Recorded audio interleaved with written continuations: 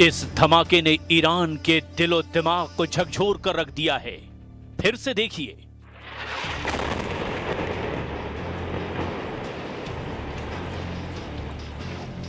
Lebanon में गिराए गए इस बम पर नेतन्याहू के दस्तखत थे।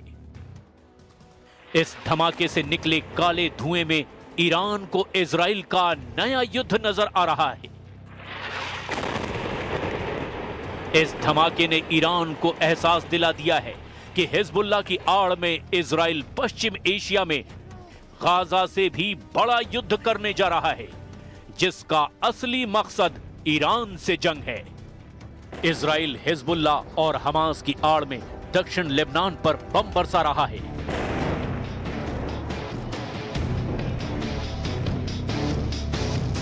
चाहे वो तायर हो या फिर सिदोन, फिलिस्तीन शरणार्थी कैंपों पर इजराइल के टारगेट है। इजराइल का दावा है कि दक्षिण लेबनान में ऐसे टारगेट तबाह किए जा रहे हैं जहां इजराइल के खिलाफ साजिश हो रही है। यौमन अज़ीम व नफ्तखिर फी शुहदाना व बिइज़्न अल्लाह मंसूरीन व मुक़ावमतना बाक़िया फी इज़्न अल्लाह व ला ननकसर नहनु शअब ला युक़हर। गाजा के बाद दक्षिण लेबनान पर हमलों ने ईरान को चौकन्ना कर दिया है और यही वजह है कि ईरान एक बार फिर इजराइल को अपनी मिसाइल पावर की याद दिला रहा है। ईरान के विदेश मंत्री अब्बास अराक्ची ने कहा कि ईरान अब इजराइल के खिलाफ नया युद्ध लड़ने के लिए पहले से ज्यादा तैयार है। अराक्ची का दावा है कि इजराइल की मिसाइलों की क्वालिटी यानी मारक क्षमता बढ़ गई है, क्वांटिटी यानी तादाद भी बढ़ गई है। अराक्ची ने कहा कि जून में हुए 12 दिन के युद्ध से ईरान ने बहुत कुछ सीखा है। उसे इजराइल की कमजोरियां पता है, उसे इजराइल की ताकत पता है और दुश्मन को भी पता चल गया है कि अगला हमला हुआ तो वो बचेगा नहीं। सवाल है कि क्या इजराइल पर फिर फटने जा रही है ईरान की मिसाइल? क्या तेल अवीव और हाइफा में फिर इसी तरह होगा हमला?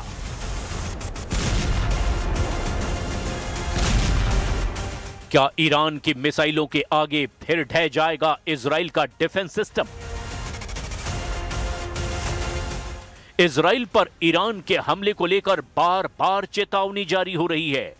ईरान के विदेश मंत्री से पहले ईरान में सर्वोच्च नेता अली खामनेई के नए कमांडर ऐसे ही हमलों को लेकर आगाह कर चुके हैं।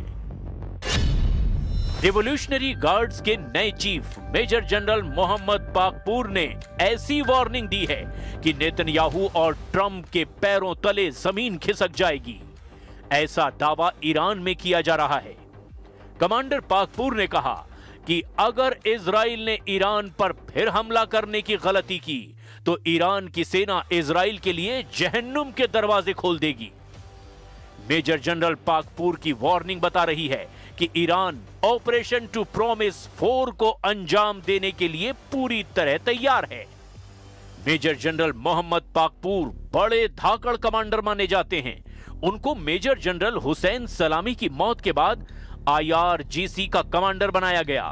मेजर जनरल हुसैन सलामी की मौत 13 जून को इजराइल के हमले में हुई थी और उसके बाद से पाकपूर IRGC की कमान संभाल रहे हैं। इजराइल के खिलाफ 12 दिन तक मिसाइल अटैक करने के बाद जब युद्ध विराम हुआ तो मेजर जनरल पाकपूर ने क्या कहा था, इसे भी जरा गौर से देखिए। दस्तشون روی ماشه است. اگر خطایی از طرف دشمن صورت بگیره حتما مثل 12 روز گذشته مقابله مثل جانانه انجام خواهیم داد. در دفاع از این کشور ما لحظه‌ای به خودمون تردید راه نمیدیم. ईरान की मिसाइल लगातार लॉन्च पैड पर तैयार है। कमांडर पाकपूर ने बहुत साफ साफ कहा कि हमारी अंगुली मिसाइलों के ट्रिगर पर है और खामनेई से भी उन्हें सिग्नल मिल चुका है कि इस बार इजराइल ने हमला किया तो कोई रहम ना दिखाया जाए। इजराइल की नई टेंशन यह है कि ईरान का दावा है कि उसने अभी तक अपनी सबसे खतरनाक मिसाइलों को इस्तेमाल ही नहीं किया है।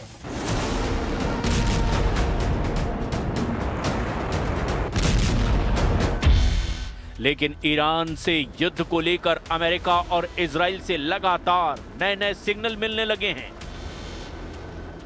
इजराइल पर हुए हमलों में जिन मिसाइलों ने तबाही मचाई है, उनकी लिस्ट भी देख लीजिए, क्योंकि यही अब तक नेतन्याहू के लिए सबसे बड़ी परेशानी बनी हुई है। इनमें सबसे खतरनाक फत्ता-1 और खैबर शिखर मिसाइल शामिल है। इसमें कद्र और इमाद मिसाइल भी शामिल हैं। फत्ता हाइपरसोनिक मिसाइल की रेंज 1400 किलोमीटर है। खैबर शिखर मिसाइल की रेंज 1450 किलोमीटर है। कद्र मिसाइल की रेंज 2000 किलोमीटर तक है और इमाद मिसाइल की रेंज 1700 किलोमीटर है। मिसाइलों को लेकर ईरान की तरफ से ऐसी वार्निंग इसीलिए आ रही है क्योंकि नेतन्याहू और ट्रंप का रुख ईरान को लेकर काफी सख्त देखा जा रहा है।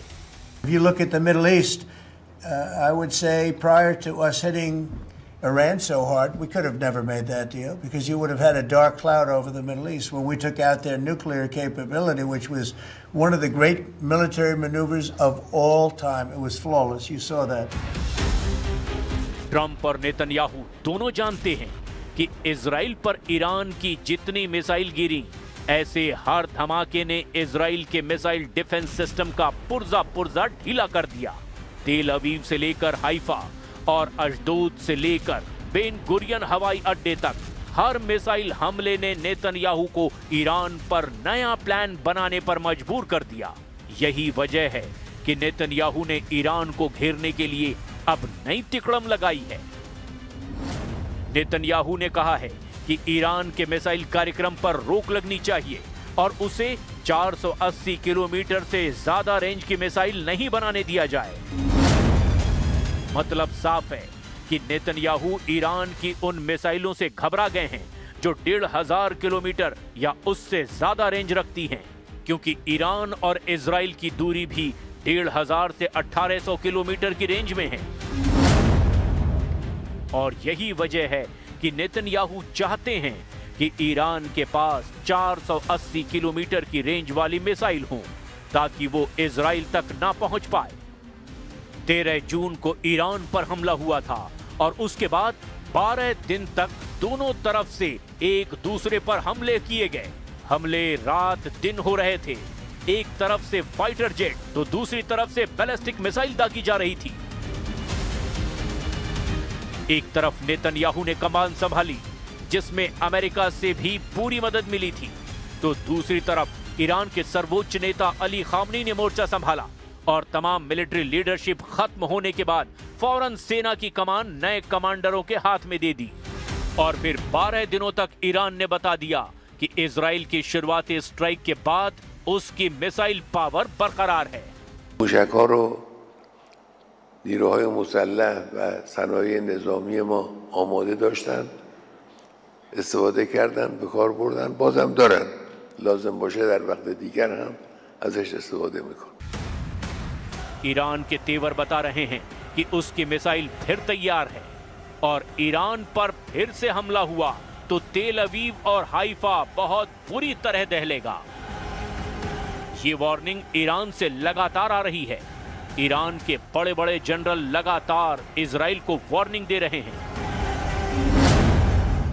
ईरान के मेजर जनरल याह्या रहीम सफ़वी, जो सर्वोच्च नेता अली खामनेई के सलाहकार भी हैं, उनका दावा है कि ईरान के पास हजारों मिसाइल और ड्रोन हैं जो खुफिया ठिकानों पर रखे गए हैं और अगर ईरान पर हमला हुआ तो इन सब को इस्तेमाल किया जाएगा। यानी कह सकते हैं कि ये वार्निंग सीधे अली खामनेई की तरफ से आई है। ईरान बार बार ये दावा कर रहा है कि उसने 12 दिन के युद्ध में अब तक अपनी पूरी ताकत का इस्तेमाल नहीं किया है, ना ही अपनी नौसेना और IRGC की गुड्स फोर्स को तैनात किया। और अगर दोबारा युद्ध ईरान पर थोपा गया तो इसका नतीजा इजराइल की संपूर्ण तबाही होगा। तेल अवीव से लेकर हाइफा तक दुनिया ने ईरान के मिसाइल हमलों को देखा, जमीन पर तबाही देखी, बड़ी बड़ी इमारतों को खत्म होते देखा। और ये तस्वीरें नेतन्याहू के कमांड सेंटर से लेकर व्हाइट हाउस में भी देखी गई। इसीलिए ट्रंप ने भी कहा कि ईरान और इजराइल दोनों को इस युद्ध में नुकसान हुआ है और इजराइल ने भी बड़ी चोट खाई है। विदेश मंत्री से लेकर IRGC के कमांडर तक ईरान के तेवर देखकर इजराइल और अमेरिका में हड़कंप मचना तय है, क्योंकि ईरान के विदेश मंत्री ने रूस को लेकर भी ऐसी बात कह दी है जिसका मकसद तेल अवीव से ज्यादा व्हाइट हाउस को तनाव देना है। अब्बास अरागची ने कहा कि रूस से लगातार मदद मिली है और अब ईरान और रूस के रिश्ते सामरिक रिश्तों की गहराई उनके दुश्मनों को परेशान कर देगी। टाइम्स ऑफ इजराइल में छपी ये खबर भी नेतन्याहू को तनाव देने वाली है, जिसमें बताया गया कि ईरान के परमाणु वैज्ञानिक साल 2024 में रूस के खुफिया दौरे पर गए थे। ये दौरा 7 से 11 नवंबर के बीच हुआ था।